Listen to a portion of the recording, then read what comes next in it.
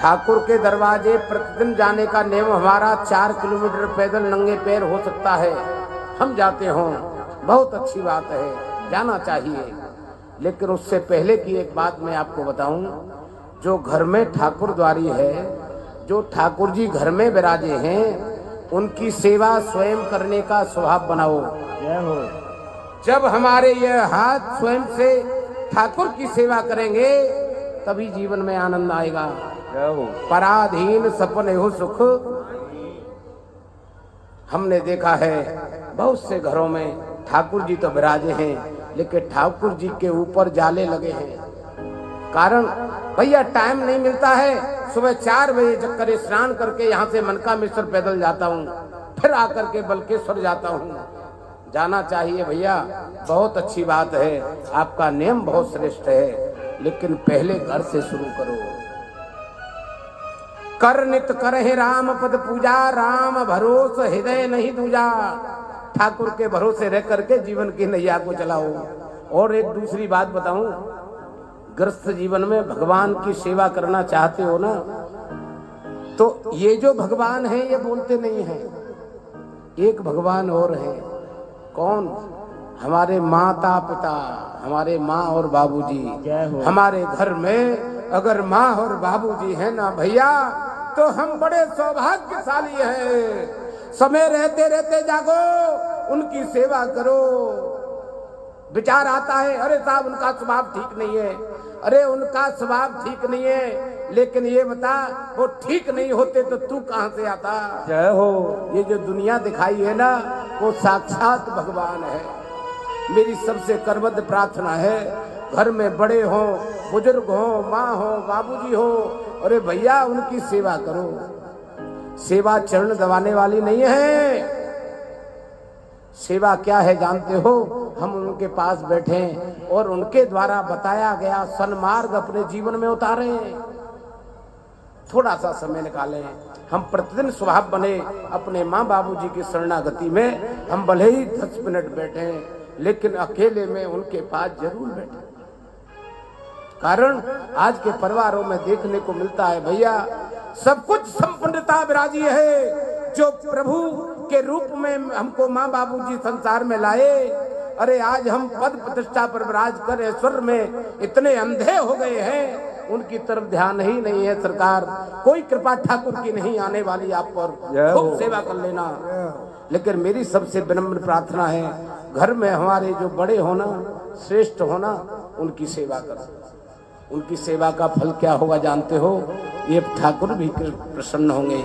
और आगे की बात बताऊं, घर में बीमारी, आपदा, परेशानी, हाइपर, ये जो चल रहा है आजकल बीपी, कदापि नहीं आएगा भैया।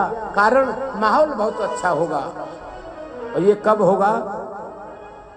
कोशिशें कोई लाखों भले ही करे, कोशिशें कोई लाखों भले ही करे, किंतु सद्गुरु बिना बात बनती नहीं, किंतु सद्गुरु बिना बात बनती नहीं। ग्रंथ पढ़ ज्ञान पाले न आसान है, ग्रंथ पढ़ ज्ञान पाले न आसान है, अपना आनंद पाना बड़ी बात है, अपना आनंद पाना बड़ी बात है। तन को जल से धुलाना सरल है, मगर तन को जल से धुलाना सरल है, मगर मन को निर्मल बनाना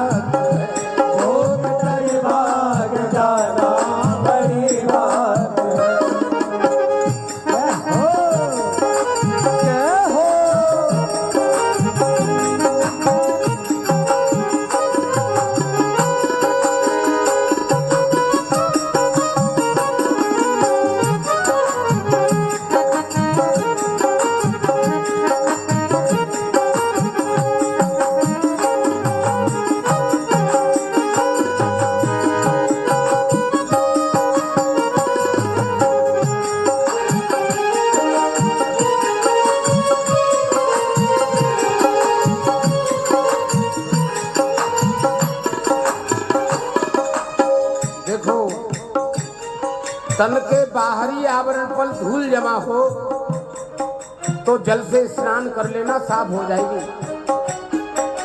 लेकिन मन अगर अंदर से काला है ना प्यारे, कितना ही डुबकी लगाना माँ गंगा में, कुछ होने वाला नहीं है। कैसे बनेगा यह मन निर्मल, जानते हो? ठाकुर की बिना शरणागति के मन निर्मल होने वाला नहीं है।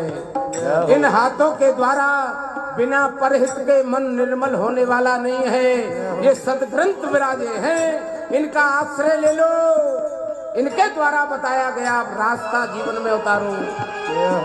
गुरुदेव भगवान आए हो, उनकी शरणागति बैठो, उनके द्वारा बताया गया उपाय जीवन में लाओ। कुछ नहीं कर पा रहे हो, घर में पूजा सेवा धर्म का जितने भी आयोजन हैं स्वयं करने का स्वभाव बनाओ। हमारी परेशानी का कारण क्या है जानते हो?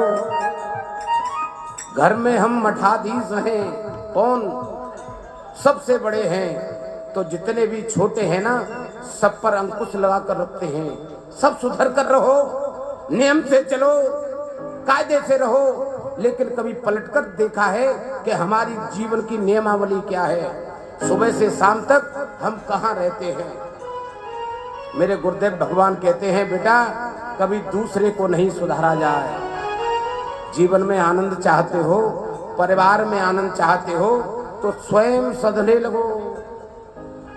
जब आप स्वयं सधने लगोगे तो परिवार में जितने आपके मिलने वाले हैं, संग में रहने वाले हैं, सभी साधक होंगे। सरकार भोले बाबा कहते हैं, हे देवी, यह जो कलिकाल चल रहा है इसमें एक साधन अगर जीवन में सध जाए ना तो 21 पीढ़ियां आनंद कर जाती हैं। जाओ।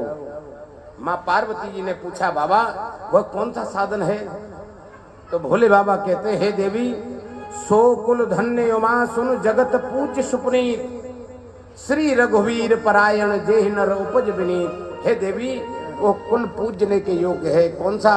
जिस कुल में प्रभु के नाम को लेने वाला पैदा हो, उत्पन्न हो। और इतना नहीं देवी, जिस परिवार में प्रभु के नाम को लेने वाला पैदा होता है ना भैया,